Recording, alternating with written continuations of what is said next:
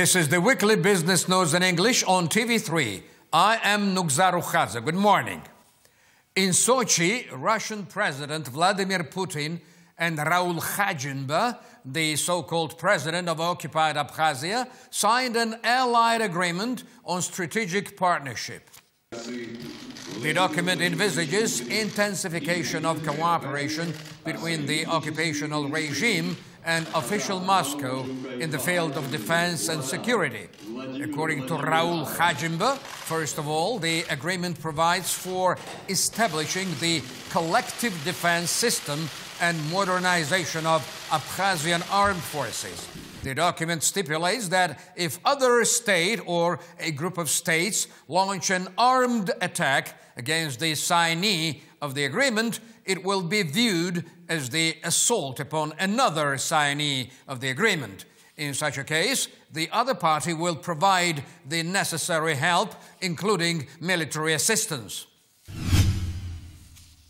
According to the certain section of the Allied Agreement on Strategic Partnership between Russia and de facto Republic of Abkhazia, the Russian Federation will take care of social-economic development of Abkhazia.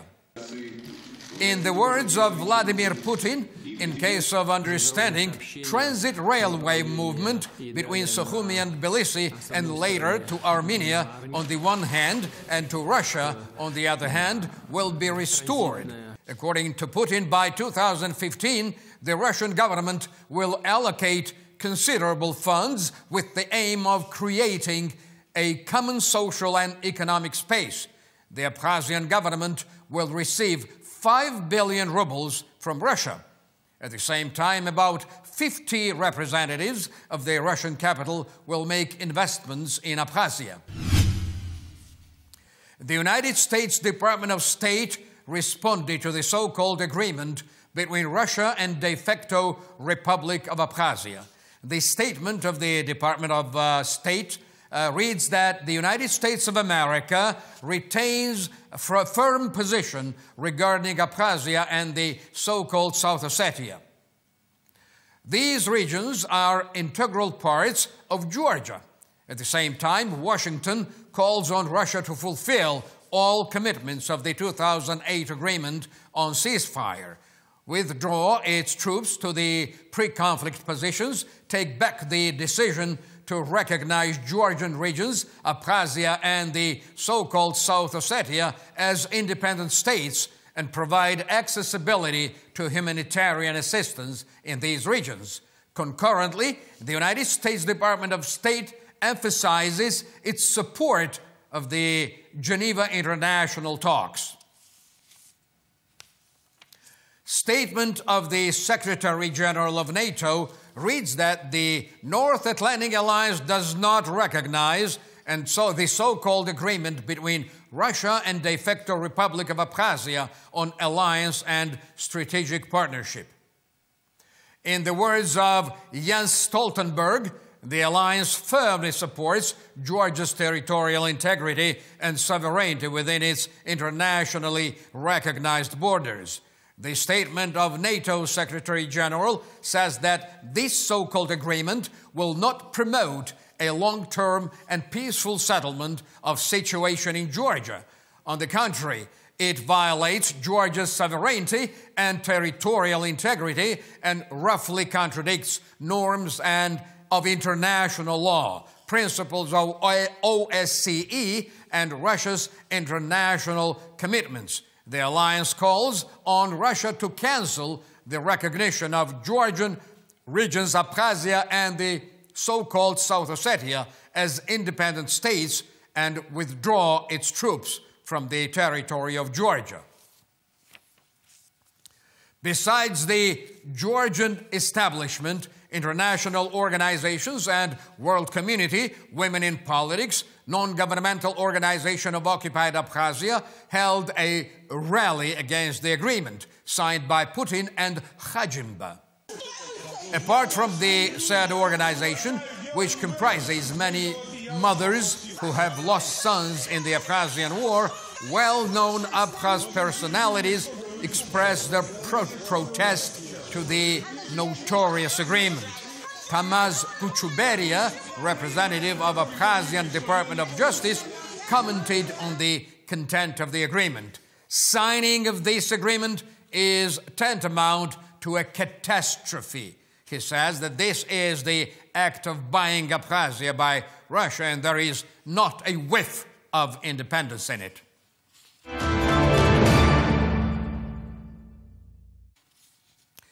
At a one-to-one meeting, presidents of Georgia and Latvia talked about the importance of strategic cooperation and its intensification.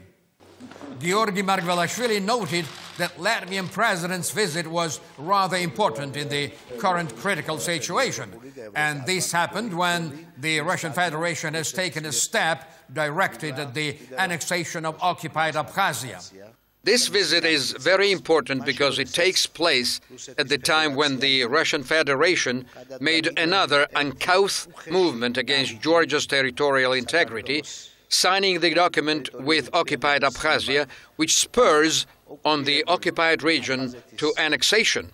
Imposing visit of our Latvian colleagues is noteworthy since it demonstrates their friendship and support for Georgia's territorial integrity and our country's European and Euro-Atlantic choice.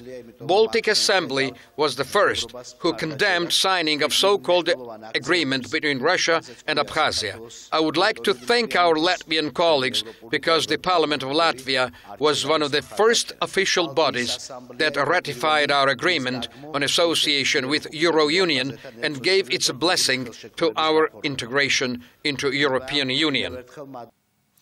Andris Berzins, president of Latvia, stated that the agreement signed in Sochi was a step backwards which aggravates peaceful resolution of the conflict and calls the regional stability into question.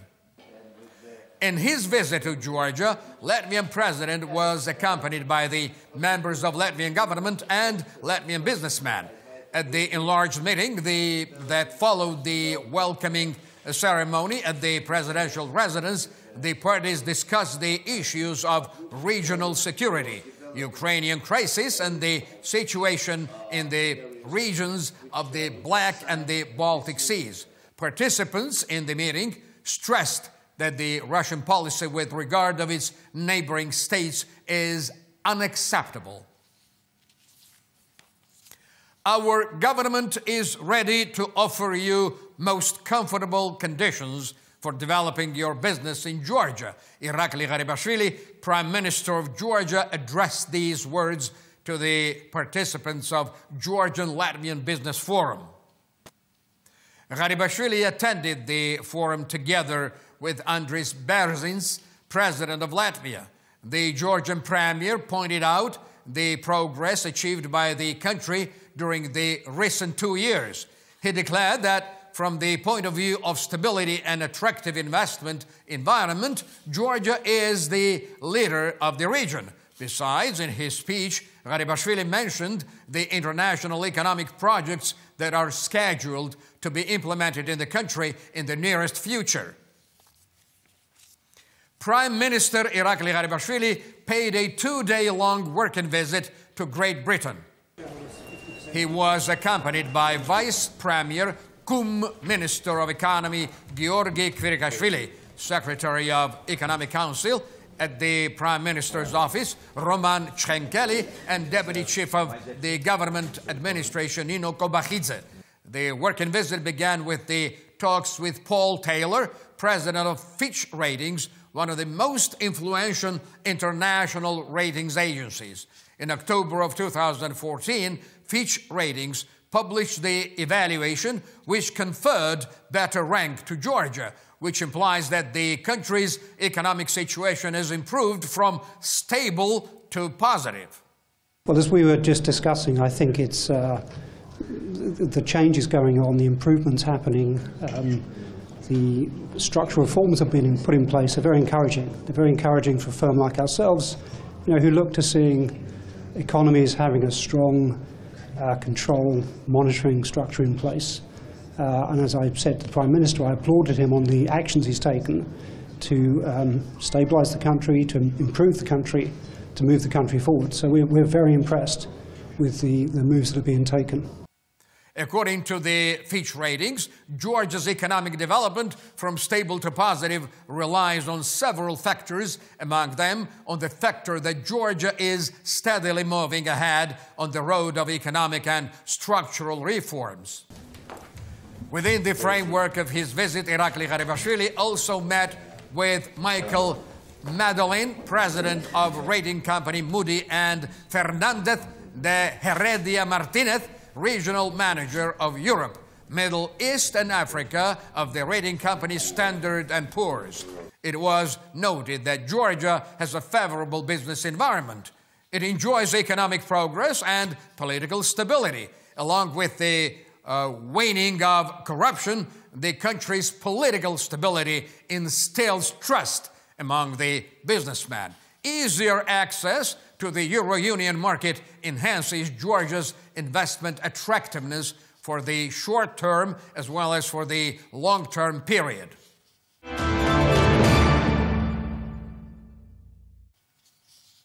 Elguja Khokarishvili, Minister of Environment and Natural Resources Protection, met with Janos Herman, head of Euro Union representation in Georgia. At the meeting, the parties discussed the projects jointly implemented by Georgia and the European Union in the field of environment protection and the plans of further cooperation. As it was noted, Euro Union attaches great importance to the work in the sphere of environmental protection. Representation of Euro Union is ready to render assistance to Georgia in elaborating relevant legislative regulations in this realm. According to the Ministry of Finance, 9-month economic growth targets of 2014 were over-fulfilled. The growth amounted to 5.9%. Georgi Kakauridze, Deputy Minister of Finance, voiced this information at the joint session of two parliamentary committees. He acquainted the deputies with the results of fulfilling the state budget of 9 months. The Deputy Minister of Finance believes that against the background of current growth tempo, this year's economic growth indices will exceed the previously planned 5%. In Poti Port, they opened a new storage terminal which offers 100 new jobs.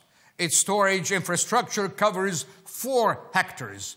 Within the framework of Chardonnay's 2 project, the terminal is programmed to enhance transportation of pipes and equipment needed for the expansion of the South Caucasus gas main. Georgian Prime Minister Irakli Garibashvili thanked the Georgian-American transportation company Hayes Group for implementing the project. According to Garibashvili, Chardonnay's 2 is an infrastructural project of international scale which promises to bring even greater geopolitical importance to Georgia as well as to the entire Caucasus region.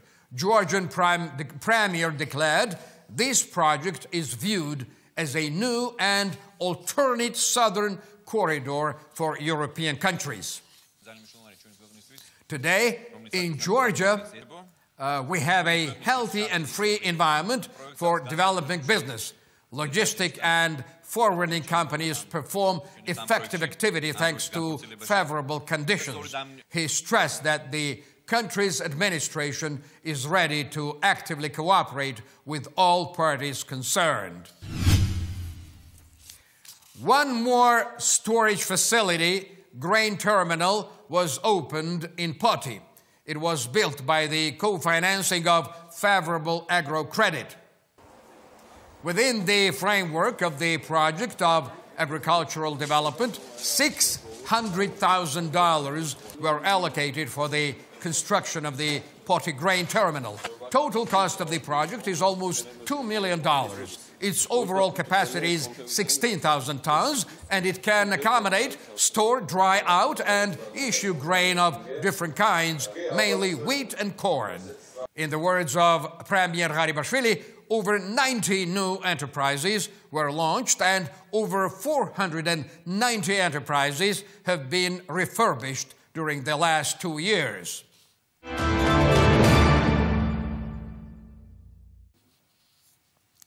The Georgian air company Aerzena may cancel its Moscow-bound regular flights. Russian companies refuse to share the flights with Georgian air companies equally. Aerzena expected that Russian Aeroflot would agree on parity, but the negotiations ended without any success. The Russian companies perform flights to Moscow more frequently than Georgian ones do. The parliamentary minority ascribes the financial losses inflicted by the Russian air companies to local ones, to the political interests of Georgia or Georgian authorities. Minister of Economy refused to make comment on the current situation. Instead, the parliamentary majority responded to the opposition. Prices are adjusted by the market. When a new company enters the market, it always offers low prices. Expert Irakli Likvinidze believes that if Aeroflot is proved guilty of using dumping prices, the Agency of Competition should study the case. If case of dumping is observed and unfair game occurs, claims of Georgian company should be viewed as legitimate. It should be recorded at the Agency of Competition and the market must be checked up. Well, on October the 26th, two Russian air companies, Aeroflot and S7 Airlines, started Tbilisi-Moscow-Tbilisi flights. Transaereo, one more Russian company, also intends to enter the Georgian market. Initially, Aeroflot used to sell tickets for a cheaper price than its competitors. However, a week ago, it increased their price. Regular Moscow-bound flights had stopped in 2008. Lately, Georgian national currency, lari, fell in price considerably. At the currency exchange booths, price of $1 fluctuates from 1.8 to 1.85 lari. Against the background of the lari slide down, Georgian population is anticipating price hike. Life is hard enough as it is. People live from hand to mouth. This dramatic change of lari rate will badly affect our social condition. Traders admit that prices for various goods are growing. Meanwhile, Chairman of Parliamentary Committee for State Budget and Finances argues that the main reason of lari downslide is the intensive expenditure of budgetary funds in the second half of the year. At the same time, David Onoprishvili rocks local TV viewers to sleep, assuring them that the lari rate will stop its fall. Moreover, the parliamentary majority assesses the falling in price of lari calmly, explaining it by the fact that the rate of dollar is rising. There is nothing to worry about. It's a fact that rise of dollar's price caused changes in rates of currencies of different countries in relation to US dollar. Along with other things, this factor seems to be decisive in this matter. Former president of National Bank of Georgia assesses the fall of lari price as the sign of negative events in the country's economy. According to Roman Gotseridze's statement, it has many reasons. However, its main reason is lack of incoming foreign currency. We will see it when they publish the statistics of taxation balance. The data will show the recent share of incoming foreign investments. If the trade balance proves to be deteriorated at a considerable scale, it may cause devaluation of lari. Oppositional National Movement Party links the process of weakening lari to the government's economic policy. One of the leaders of National Movement ascribes misfortune of lari to the lack of foreign currency in the country. Besides, there are problems connected with money transfers from abroad.